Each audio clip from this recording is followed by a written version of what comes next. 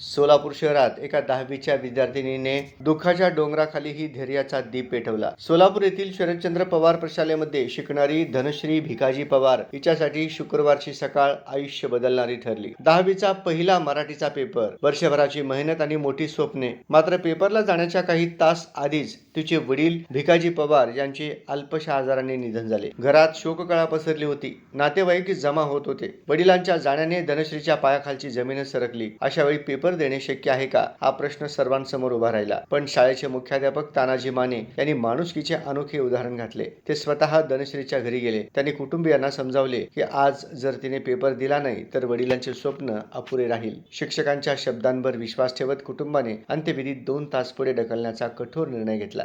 पण या 8-15 दिवसातच ते ॲडमिट पडले आणि आठवड्यामध्ये दवाखान्यात ॲडमिट होतं असं समजलं. डायलिसिस चालू होतं. ICU मधून कालच बाहेर काढलं होतं आणि आज सकाळी त्यांची मयत झाली असं समजतं. किती वय होतं त्यांचं? वय सरासरी 55च्या आसपास असेल त्यांचं. नाव काय वडिलांचं? भिकाजी पवार.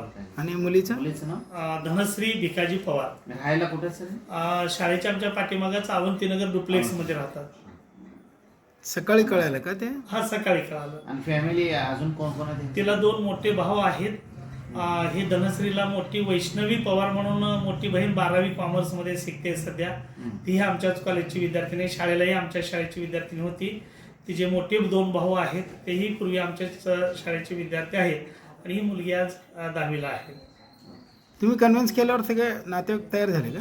तयार झाले. तिची मानसिकता नव्हती.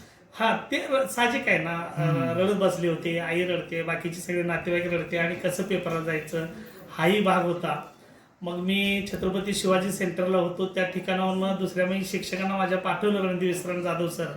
त्यांनी जाऊन कन्व्हिन्स केलं, परंतु ती नव्हती मानसिकता तिची.